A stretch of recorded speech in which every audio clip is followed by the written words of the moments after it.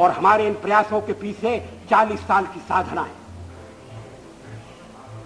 ये कोई आकस्मिक जनादेश नहीं है, कोई चमत्कार नहीं हुआ है। हमने मेहनत की, हम लोगों में गए, हमने संघर्ष किया है।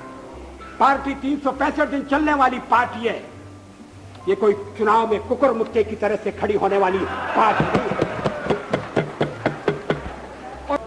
अगर आप हमें छोड़कर सत्ता बनाना चाहते हैं और आप समझते हैं कि वो सरकार टिकाऊ होगी, मुझे तो उसके टिकने के लक्षण नहीं दिखाई देते। वो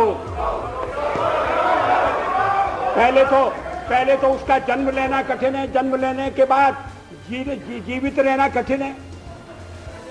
और ये सरकार अंतर विरोधों में घिरी हुई देश का कितना लाभ कर सकेगी, ये एक प्रश्नवाचक चिन्ह है।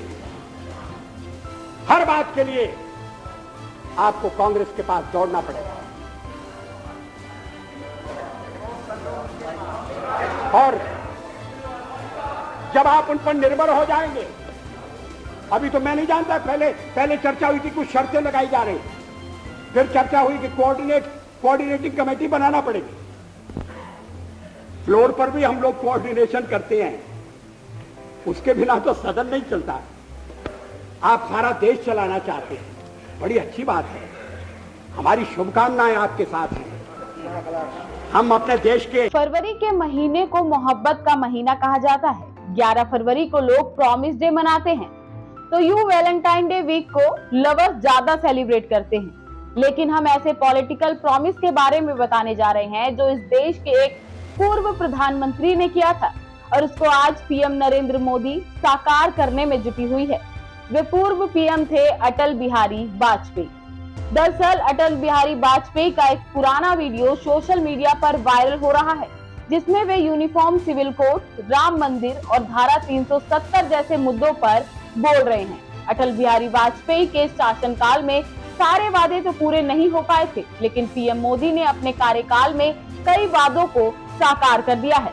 देखिए इस वीडियो में। सफलता ने आतंकवादियों को परेशान करके रखा है। लाल चौक में पोस्टर्स लगाए, दीवारों पे लिखा है, जिसने अपनी मां का दूध पिया हो वो श्रीनगर के लाल चौक में आए, अब तक के भारत का तिरंगा झंडा फहराए, और अगर वो जिंदा वापस जाएगा तो आतंकवादी उसे नाम देंगे। आतंकवादी काम खोल करके सुन ले। 26 जनवरी को परसों, अब चंद घंटे बाकी हैं, लाल चौक में फैसला हो जाएगा किसने अपनी मां का दूध पिया। तो आग देशवासियों के दिल में है, वो आग मेरे दिल में भी है। 7वें पाताल में होंगे, उनको भी मैं छोड़ने वाला नहीं। दोस्तों, इंतजार लंबा नहीं कर सकता।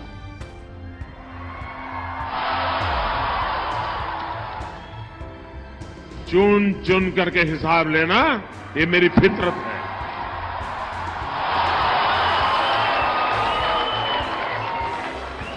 ये हमारा सिद्धांत है। हम घर में घुस के मारेंगे। पर हो जाओ इकट्ठे रे। किस लिए इकट्ठे हो जाओ? देश के भले के लिए। स्वागत है। हम भी अपने ढंग से देश की सेवा कर रहे हैं, और अगर हम देशभक्त न होते और अगर हम निस्वार्थ भाव से राजनीति में अपना स्थान बनाने का प्रयास न करते, और हमारे इन प्रयासों के पीछे 40 साल की साधना है। ये कोई आकस्मिक जनादेश नहीं है, कोई चमत्कार नहीं हुआ है। हमने मेहनत की, हम लोगों में गए, हमने संघर्ष किया है। पार्टी 365 दिन चलने वाली पार्टी है। ये कोई चुनाव में कुकुर मुक्के की तरह से खड़ी होने वाली पार्टी नहीं है। अगर आप हमें छोड़कर सत्ता बनाना चाहते हैं और आप समझते हैं कि वो सरकार टिकाऊ होगी, मुझे तो उसके टिकने के लक्षण नहीं दिखाई देते। वो पहले तो उसका जन्म लेना कठिन है, जन्म लेने के बाद जीवित रहना कठिन है। और ये सरकार अंतर विरोधों में घिरी हुई देश का कितना लाभ कर सकेगी, ये एक प्रश्नवाचक चिन्ह है। हर बात के लिए आपको कांग्रेस के पास दौड़ना पड़ेगा। और जब आप उन पर निर्भर हो जाएंगे, अभी तो मैं नहीं जानता, पहले चर्चा हुई कि कुछ शर्तें लगाई जा रही, फिर चर्चा हुई कि कोऑर्डिनेटिंग कमेटी बनाना पड़ेगी। फ्लोर पर भी हम लोग कोऑर्डिनेशन करते हैं, उसके बिना तो सदन नहीं चलता। आप सारा देश चलाना चाहते हैं, बड़ी अच्छी बात है, हमारी शुभकामनाएं आपके साथ हैं। हम अपने देश की सेवा के कार्य में जुटे रहेंगे। हम संख्या बल के सामने सर झुकाते हैं और आपको विश्वास दिलाते हैं कि जो कार्य हमने अपने हाथ में लिया है, वो जब तक राष्ट्रीय उद्देश्य पूरा नहीं कर लेंगे, तब तक विश्राम से नहीं बैठेंगे, तब तक आराम से नहीं बैठेंगे। अध्यक्ष महोदय, मैं अपना त्यागपत्र राष्ट्रपति महोदय को देने जा रहा हूं।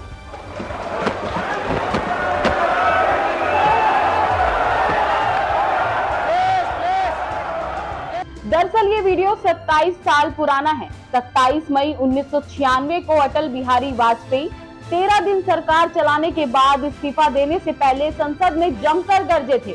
1996 लोकसभा चुनाव के नतीजे आने से बाद उन्होंने पीएम पद की शपथ ली थी, लेकिन बीजेपी की ये सरकार बहुमत होने की वजह से चल नहीं पाई थी। इसके बाद उन्होंने इस्तीफा दे दिया। संसद में अपने ऐतिहासिक भाषण में उन्होंने कहा था, अभी मैं प्रधानमंत्री हूँ, थोड़ी देर बाद नहीं रहूंगा। पूर्व पीएम ने अपने भाषण में कहा था, भगवान राम ने कहा है, मैं मृत्यु से पहले नहीं डरता, डरता हूँ तो बदनामी से डरता हूँ, लोक उपहास से डरता हूँ। आज मैं प्रधानमंत्री हूँ, थोड़ी देर बाद नहीं रहूंगा।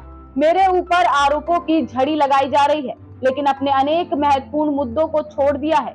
उनके भाषण में राम मंदिर का मुद्दा नहीं है, धारा 370 खत्म होने का जिक्र नहीं है, इसके अलावा शादी ब्याह के सम्मान कानून का भी जिक्र नहीं है, अपने स्वदेशी का भी परित्याग कर दिया है। और ये बात इस तरह से कही गई जैसे ये हमारे परित्याग से काफी दुखी है। तो वो इन बातों की आलोचना करते रहे। हम इसलिए दोषी ठहराते हैं क्योंकि हम राम मंदिर बनवाना चाहते हैं, हम देश की एकता की बात करते हैं, इसीलिए आर्टिकल 370 हटवाना चाहते हैं। कई बार अटल सरकार के दौरान राम मंदिर और आर्टिकल 370 जैसे मुद्दों पर बात की गई, लेकिन तब ये मुमकिन नहीं हो पाया था। इसके बाद जब 2014 में पीएम मोदी की अगुवाई में पूर्ण बहुमत की सरकार बनी, तो इस पर चर्चा तेज हो गई। इसके बाद मोदी सरकार ने धारा 370 को निष्क्रिय कर दिया। इसके अलावा सुप्रीम कोर्ट की ओर से फैसला आने के बाद राम मंदिर का कार्य भी जारी करा दिया गया। मोदी सरकार यूनिफॉर्म सिविल कोड पर जुटी हुई है और इसी तरह पीएम मोदी ने अपने वादे पूरे किए हैं और आगे के वादे पूरे करने में लगे हुए हैं।